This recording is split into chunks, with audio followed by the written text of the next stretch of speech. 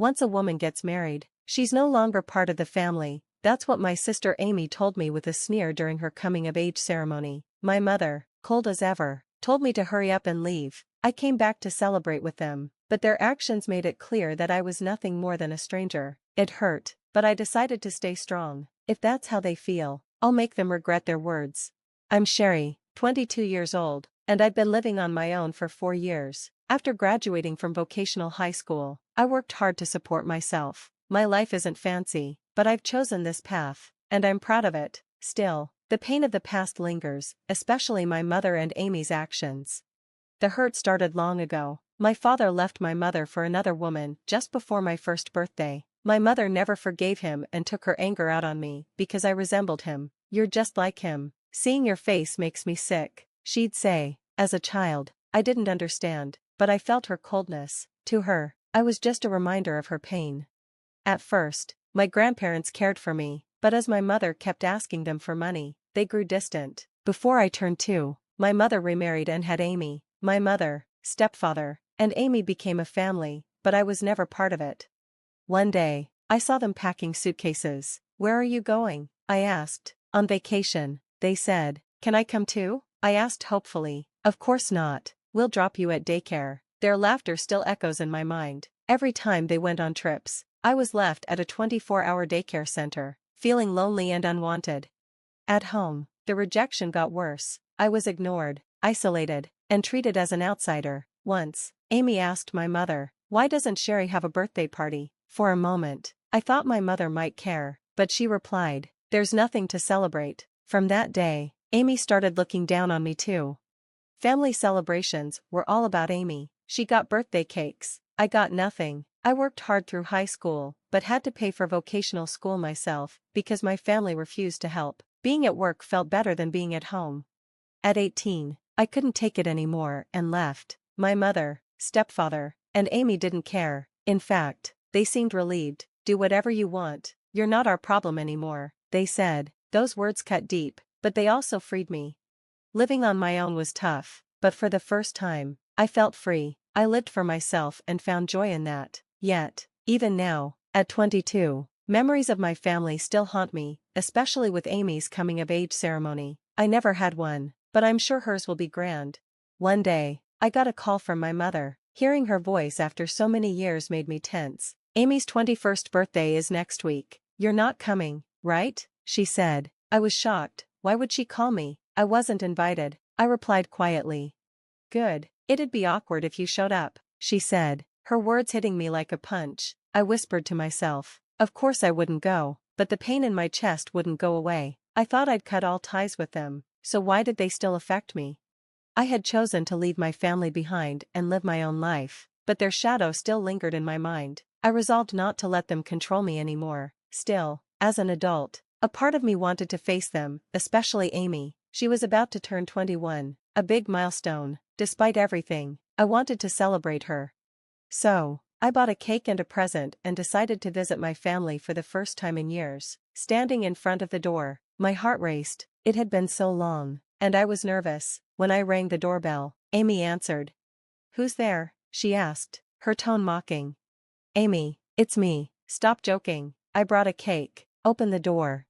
There was silence for a moment before the door opened. Without a word, Amy grabbed the cake box from my hands and threw it back at me. Shocked, I stood there frozen as the cake splattered on the ground. "What are you doing?" I asked, my voice shaking.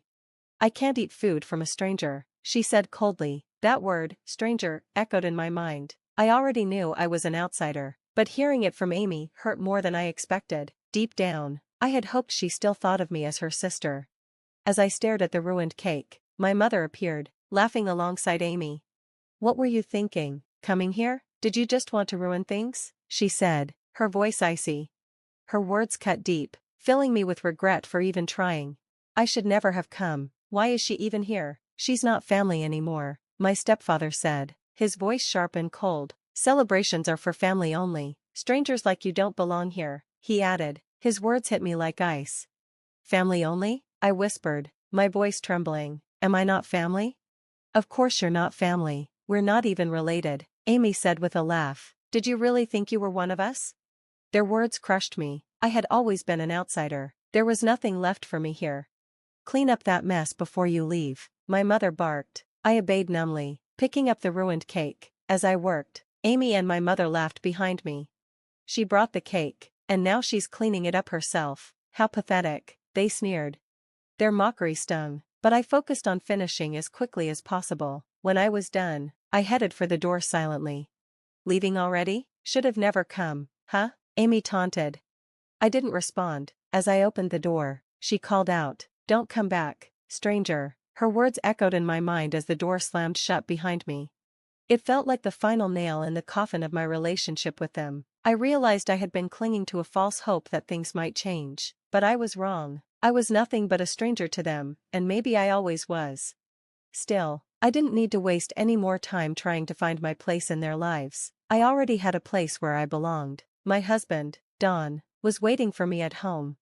Meeting Don had changed my life. At first, I never thought I would get married. I didn't think I deserved a family of my own, but Don accepted me as I was. He understood my complicated past without judgment. When I shared my painful memories with him, he simply listened and said, "You didn't get to choose your family, but none of that is your fault. The family we create together will be your true home." His words warmed my heart. For the first time, I felt like I truly belonged. Life with Don brought me happiness I never thought possible. We were building a family together, one filled with love and acceptance. I had never told my family about Don. I didn't want their negativity to touch my new life, but somehow, word of my marriage reached them. 3 days after the incident with the cake, my mother called me. "I heard you got married. Why didn't you tell us something so important?" Her question caught me off guard, but I stayed calm. "I didn't think it was necessary to tell you," I replied. There was a long silence on the other end of the line. Finally, she said, "Fine, do whatever you want. You'll end up alone anyway." Her words didn't hurt me this time. I had expected them. Instead, I felt reassured. I wasn't alone. I had Don and the family we were building together.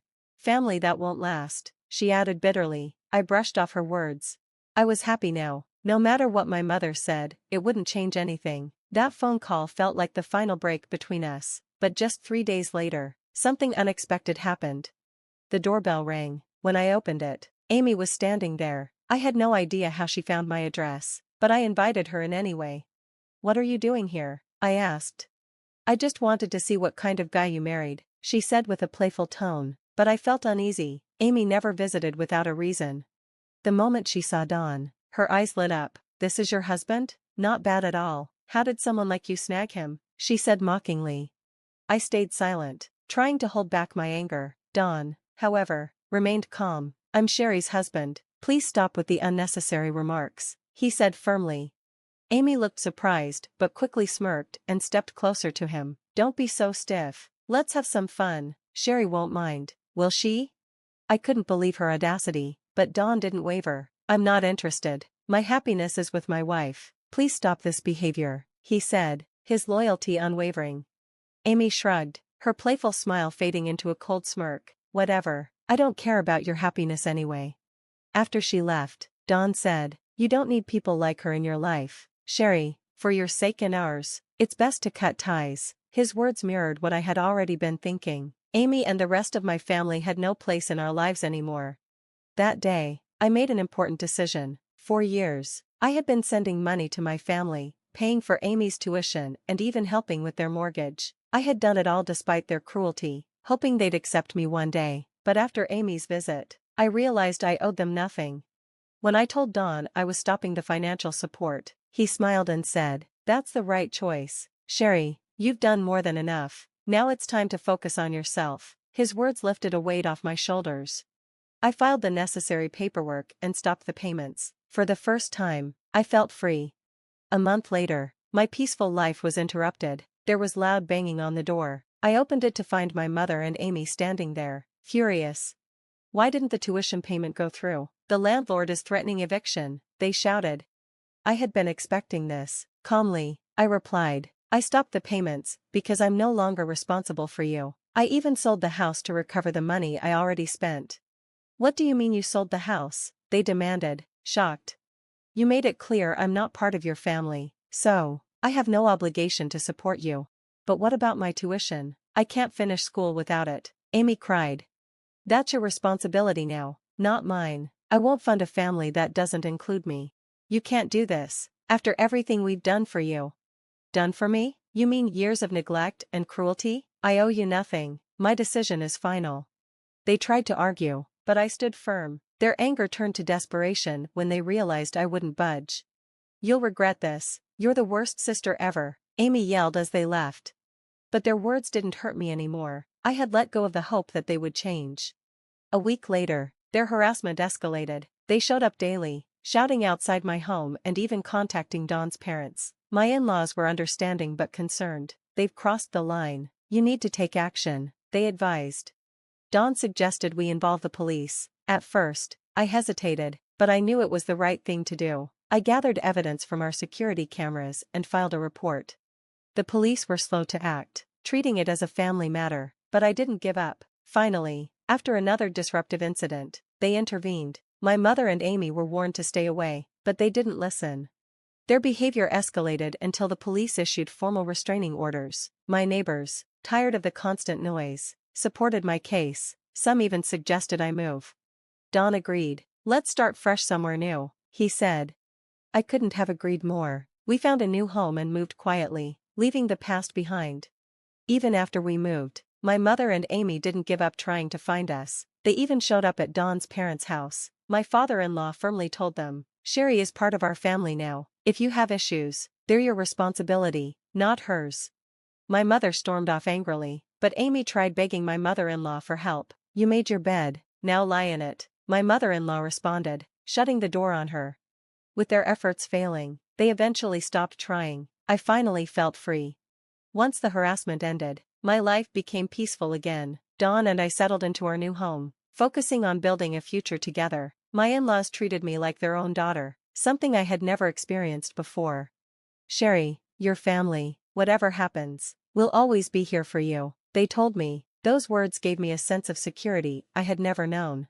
Meanwhile, my mother and stepfather's relationship fell apart without my financial support. They eventually divorced, and my mother lived a quiet, lonely life. Amy, too, faced the consequences of her behavior. A potential marriage ended when her fiancé learned about her family's background and her past actions. Alone, Amy struggled to rebuild her life.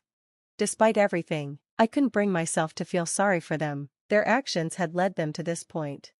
My life with Dawn, on the other hand, flourished. We faced challenges and celebrated successes together, always supporting one another. We've been through so much, but look at where we are now, Don would often remind me. His words made me realize how far I'd come. One evening, as we sat together in our cozy living room, Don took my hand and said, "Let's focus on our future. I want to make you as happy as you make me." His sincerity brought tears to my eyes. For the first time, I felt like I truly belonged, with someone who genuinely cared for me. The shadows of my past no longer haunted me. Dawn's family became the family I had always longed for. Their warmth and acceptance healed wounds I once thought would never heal. Family isn't just about blood, it's about the bonds you choose to nurture, Dawn's father had once told me. Those words stayed with me, reminding me of what truly mattered. Looking back, I saw my struggles with my mother and Amy as painful but necessary. They taught me resilience and the value of real family. As Dawn and I moved forward, I knew I had finally found my home, a place where I was loved, valued, and free to live my life fully.